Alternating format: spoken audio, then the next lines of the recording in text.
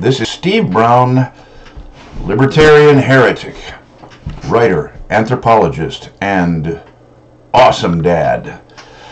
Today's episode of Libertarian Heretic is called Liberty and Complexity, and it will probably be part one because the subject is complex. I wanted to talk to you about how my libertarianism changed after experience in Eastern Europe and then later in America as a government reporter at the local level. Because, as I've said, one of the problems with the libertarian movement today is that it very strongly tends to be theory heavy and experience light. Now, when I first went to Poland in 1991, I was really incredibly excited. Communism had just fallen. We thought socialism was on the dust heap of history. Well, yeah, shows how events can fool you. But what I thought going there was that changing from a tyranny, from a command economy, a tyranny, to a market economy was going to be fairly simple. I thought surely it's just a matter of junking a lot of bad laws, because I thought that a free society should have laws that are few and simple.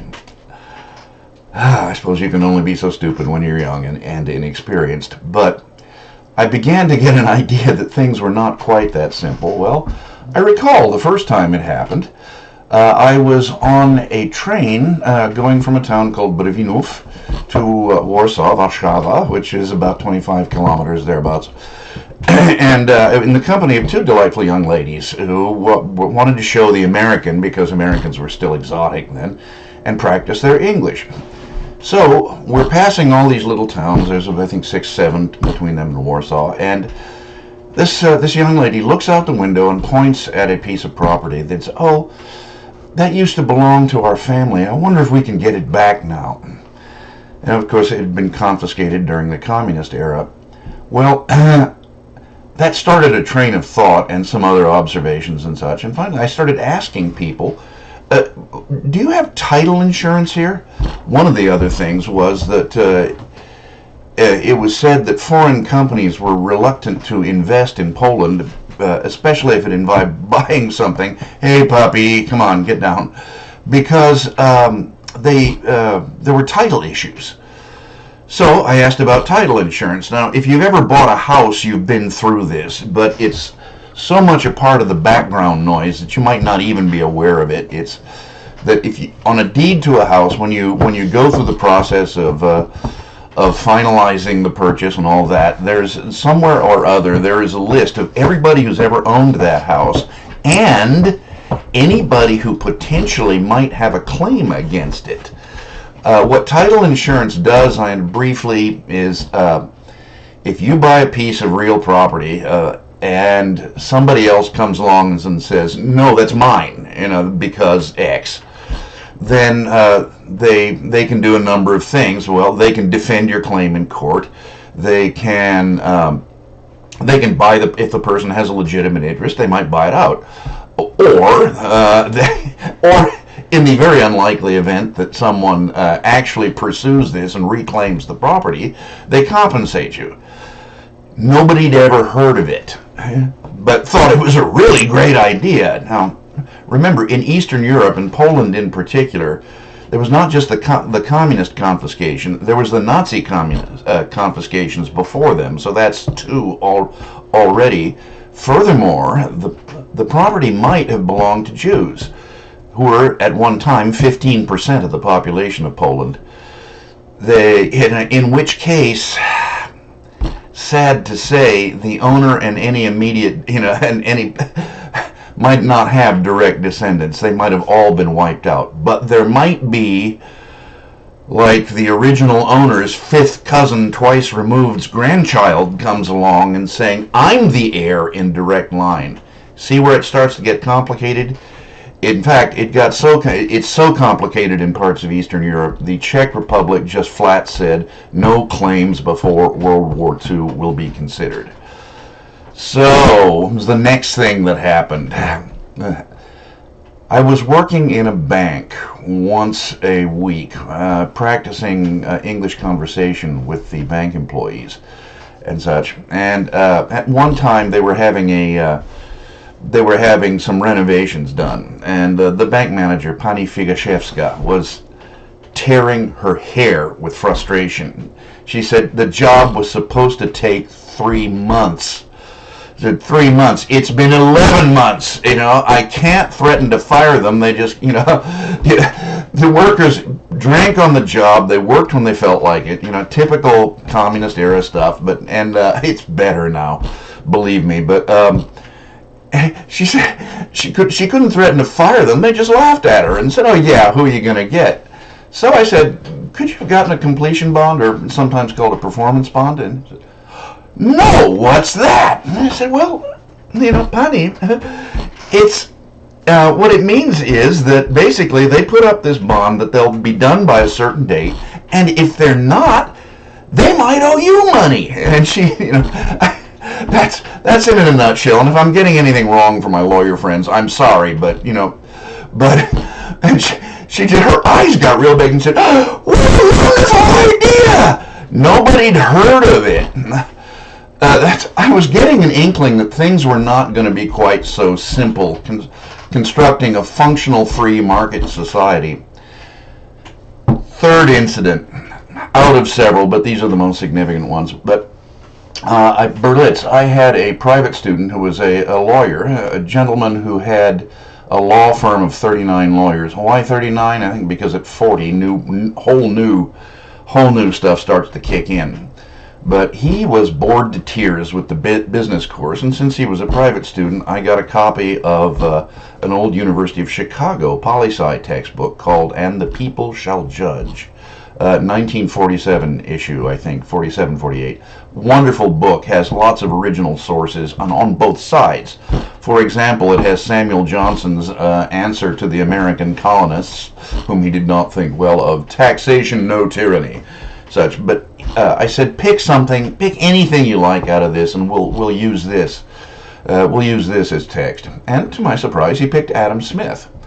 And I warned him that the dialect was a little archaic, and he said, "Yes, it is, but it's actually easier to understand because the reasoning is so clear." I don't even like to think about what this means about modern writing, but in the old days, this guy used to defend kids who got caught doing things like pasting subversive stickers on train cars, an offense that could get you 7 years hard back then. You think that's bad? Possession of an unlicensed mimeograph could get you 15 hard, like that. Can you imagine back? You remember mimeographs? Purple fingers? No, officer. I haven't been doing anything subversive. So I flat out asked him, is law more complex or less complex? Again, I was still in a phase of what I call naive libertarianism. I thought free societies' laws are, few and simple. He said, they're more complex. I said, why? And he said, because now we have freedom of contract. It used to be in the old days, if you wanted to do any of the private business, or the limited private business that was allowed in Poland, and Poland was a little looser than most places, so you went downtown and you got a stack of contract from 5 or 6, which were short and which you were not allowed to change in any way.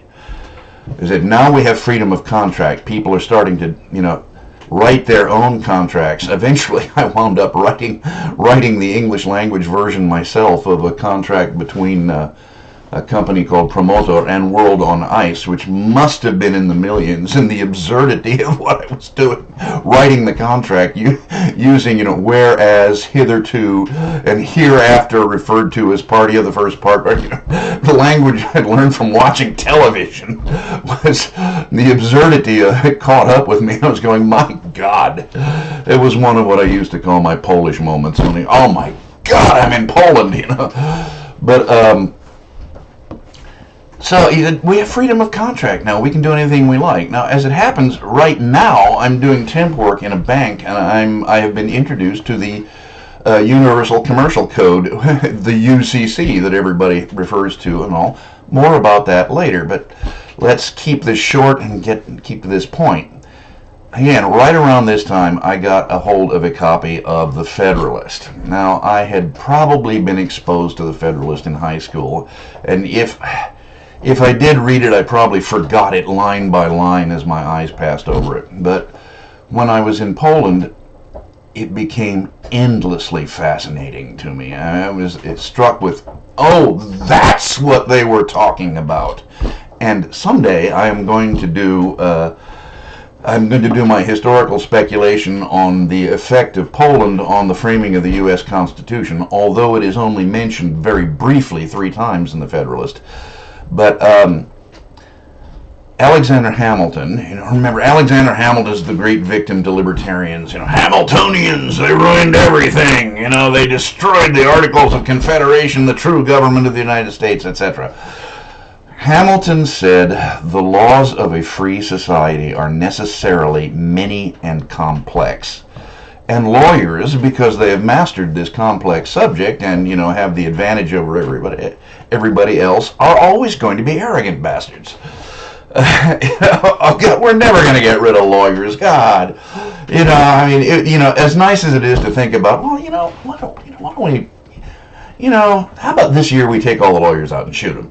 Well, no, ain't going to happen, or at least you'd have to start all over again. But the wrapping my head around this was something. Why? Wait a minute. Many laws. Was it Tacitus? The Commonwealth was most corrupt when the laws were most numerous. No. But how can this be? Aren't laws burdensome on your liberty? Aren't laws, something that are supposed to be, not much of a thing in your life? Well, they aren't. The fact is, in a free society, in a market society, there are a great many laws, but they're very highly specific. They ought to be.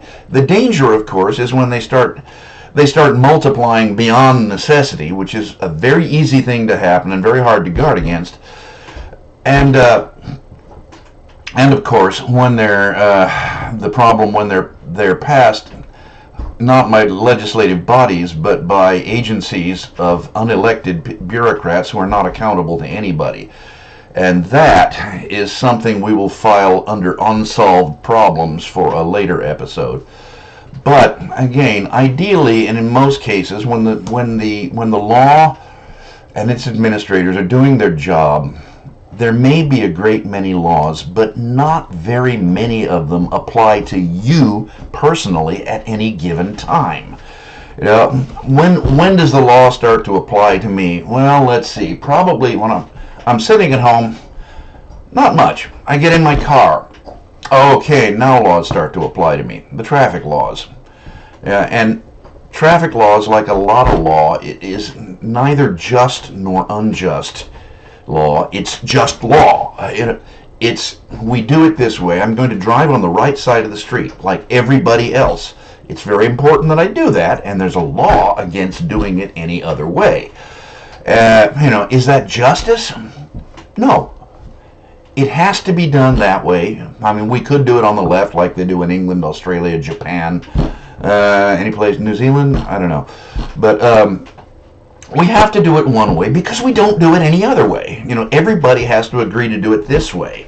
Like that, the traffic laws are probably the most universally sensible set of laws, although you will find people bitch about the grave injustice of the ticket they got or thing like that. And yes, they can be misapplied. Cops can be overly zealous, and that usually a result of small communities using law enforcement as a revenue generator, which is always a disaster. Again, when I was naive about that, I used to think that law enforcement could be made to pay for itself through restitution and stuff like that. Now I am nothing like that sure, but this is all by way of saying that this is where I found out that liberty is a complex subject. It's not about throwing away law. It's tyrannies that have few and simple laws. And that's not good at all. And when you have few and simple laws that can be very, very broadly interpreted, then the people who are doing the interpreting are in charge. They're the people who can hold your life in your hand. You're breaking the law. How am I breaking the law? Because I say so.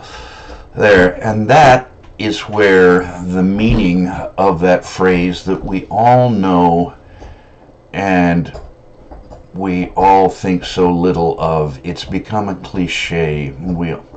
We know it, but we don't know it. And that phrase is a government of laws, not men. All right, I think I will end things right here, and I will talk to you later.